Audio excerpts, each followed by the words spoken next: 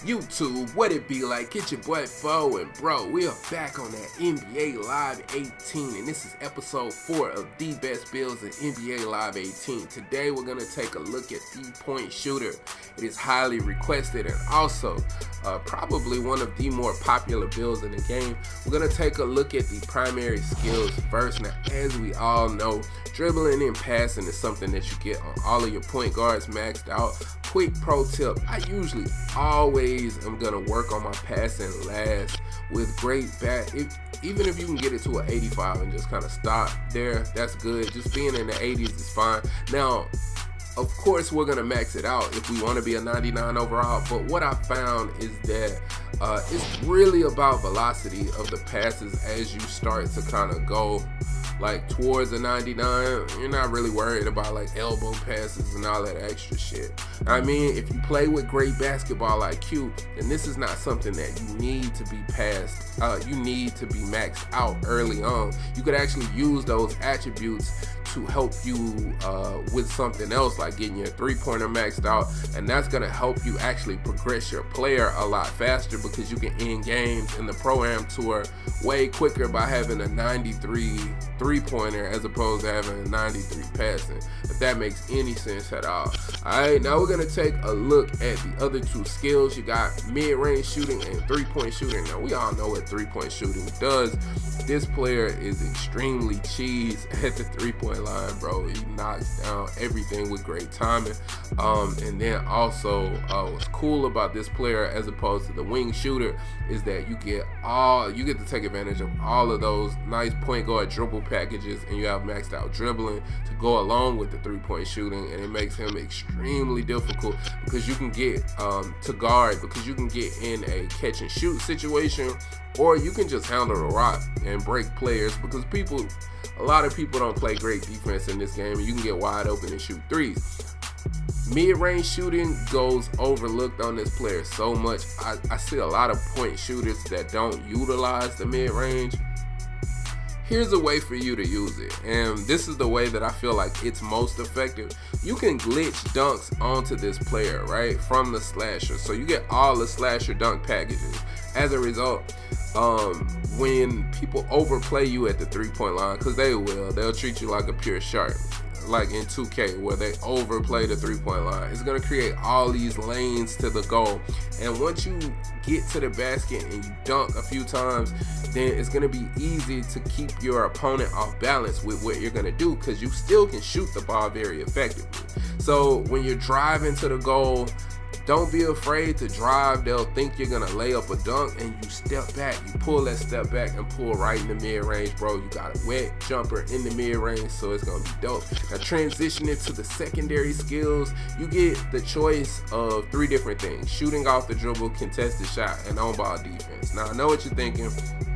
I just got through talking about taking step backs in the mid-range. Why not select shooting off the dribble? Now, I had a version of my point shooter where I had on-ball defense and shooting off the dribble. I find that this version is better, and I'm going to explain why. There are 2 reasons why.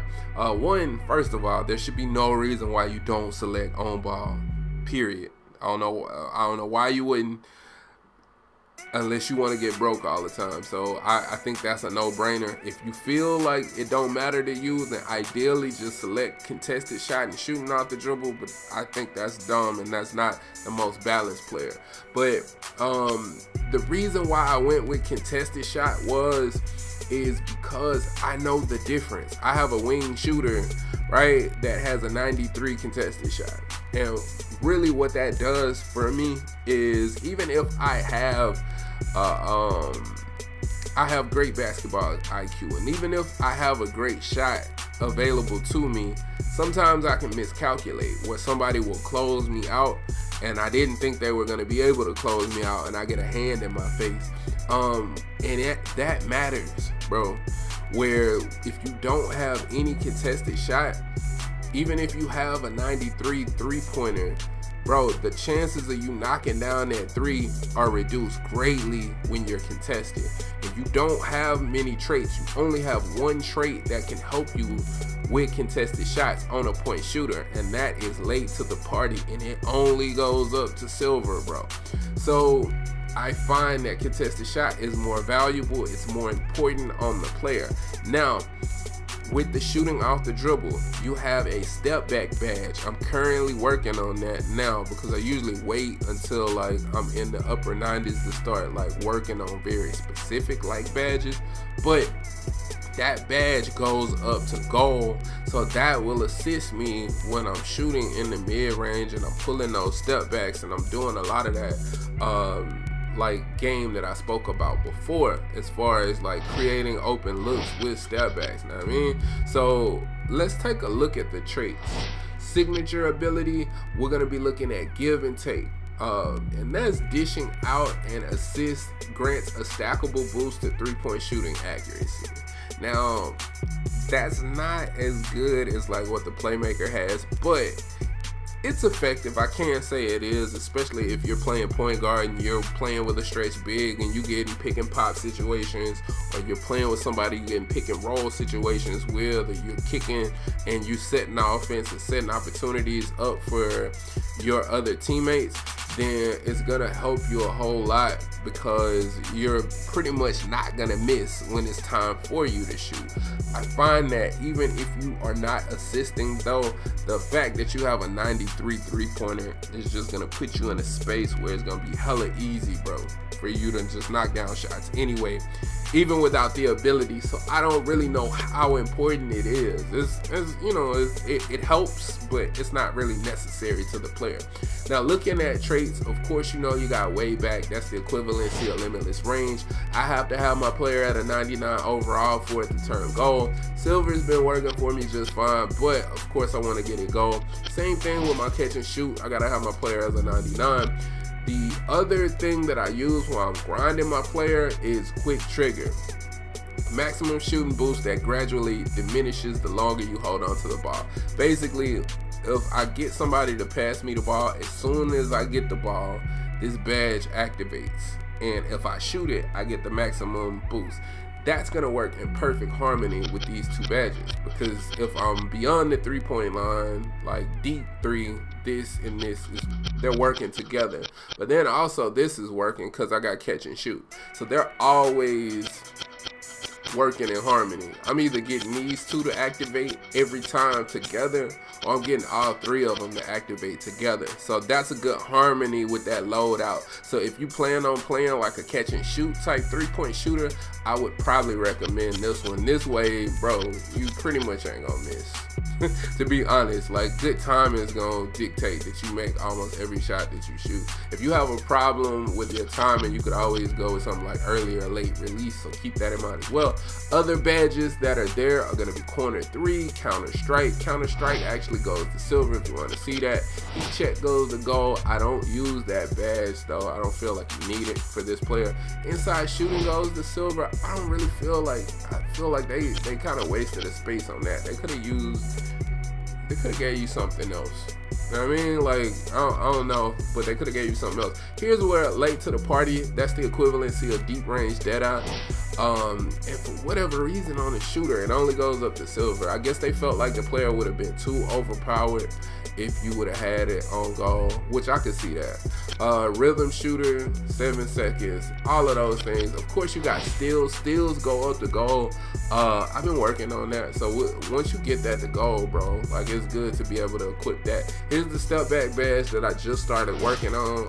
It goes up to goal as well. So I'm going to be able to get that maxed out hella easy, bro. It ain't going to be a problem. I just started actually working on it, so it ain't going to take me no time to get it maxed out. Sure handles, bro. You just got all of the things that are there. Additional things that are there is layup. So if you want to be able to be more consistent with your layups, you could always put that on as well.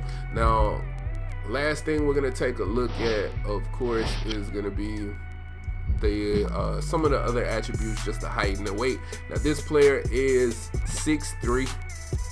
He is the lowest weight, so we can get the maximum amount of speed. I don't feel like he's a defensive monster or like a player that I'm gonna be bullying and playing like a slasher on the inside. So lowest weight seems like the smart thing to do the majority of the time with these types of players. You could put some weight on him if you feel like if you feel like defensively you're gonna get bodied, but he's not an excellent defensive player anyway, so I don't know that it would make sense. But looking at this, like I said, if you don't go with shooting off the dribble, your shooting off the dribble will be a 72. If you don't go with contested shot, then your contested shot is going to be a 70. All right. Defensive awareness is a 74. That actually matters. Driving layup is only a 65. So like I said, man, you want to be real selective as to when you actually drive the goal, because you would prefer for those glitch dunks that you have on to activate. Now steals is up to a 72 unless we get the trait on goal, and once we get the trait on goal, it'll pop up to an 82, and that's something that you could also take advantage of. The dunk rating is only a 65, but trust me, with those glitch dunk packages, you're gonna activate it way more than what a 65 would dictate, because you know, like a wing shooter got a 65 and he seemingly never fucking dunk ever at all. Inside shots only a 62, stuff like that. Then your speed's a 90. Vertical's only a 74 though, and then that's it. I mean, that's the build overall. Real quick, I'm gonna give y'all a quick tip for those of y'all that like watch the entire video, and I appreciate it if you did make it this far. If you didn't, it's all good. Nobody, wants to watch a fucking 15-minute video. I get it. But the way that I progress my players, all right. And as you can see, I play Pro-Am Tour all the time. That's how I progress my players. But as you can see, I don't have all of these unlocked. Now, when you first start playing NBA Live, you're going to play the Pro-Am Tour and you're going to go all the way through it. But what you have to understand is every one of them that you unlock, it gets harder and harder. And not only that, even when you first start on the Pro-Am Tour, as you can see to the right, the challenges even go from easy, medium, hard to very hard, and they get more difficult to knock out. The games even get more difficult in the first tier. So like you're playing in this tier and all the games are hella easy till you get to this game 5 where you play Joel Embiid and Kyle Lowry, and they just seem overpowered. It's not that you can't win the game, but there's definitely a difference in the difficulty. So what I do is whatever player that I'm playing, if I'm playing with a small forward, I find a matchup. If I'm playing with a center, I find a matchup. In this case, I have a point guard, so I would go to game 4 and I just find a matchup. In the matchup, the point guard that I'm playing against is a 79 overall fucking NBA Live EA created player. So he's trash. He's fucking trash. And as a result, I'm gonna kill him, and I'm gonna get the games over with hella fast. I'll be able to steal the ball from him defensively. I'll be able to break his ankles and get open, and I'll be able to knock down shots extremely quick. So I am ending games like 3 minutes. It takes like 3 minutes to knock out one of these games. Now, what the problem with most people where they make the mistake is they'll go play my league because they're so used to playing NBA 2K where you're getting it done in my career. And the problem with that is hold on, let me see if I can go look at my settings. The problem with that is to get any real XP out of it, you kind of need to be playing, I think, 5-minute quarters if I'm not mistaken. So you playing 5-minute quarters. I'm ending my games. Like, say you play 5-minute quarters, right? You might walk away with like, I don't know, like 4,000, 4,300 XP. I'm ending a game in 3 minutes. Like real time in 3 minutes. And see, I got this on 8-minute quarters. And you can put it all the way down to 2-minute quarters, but you're not really getting much XP back. See, most people feel like they can just put it on rookie and then go in here and cheese and run it up. But bro, you only coming out with like 4,000 on your XP. if you do what I just showed you, you can get anywhere from like every time like 17 to like 2,000, sometimes 2,100, 2,200 XP in 3 minutes. So whereas you're playing like 5-minute quarters just to get 4,000 XP, that makes no sense. So I can start a player right now. In an hour and a half, I have him like an 85 because of that. So I really feel like that's extremely important as far as progressing your player and progressing them fast. You can get it done within a week and it works out for you. So that's my tip. So like, comment, and subscribe. Hit that notification bell as well so you can know when we post. And as always, respect the OGs. Peace.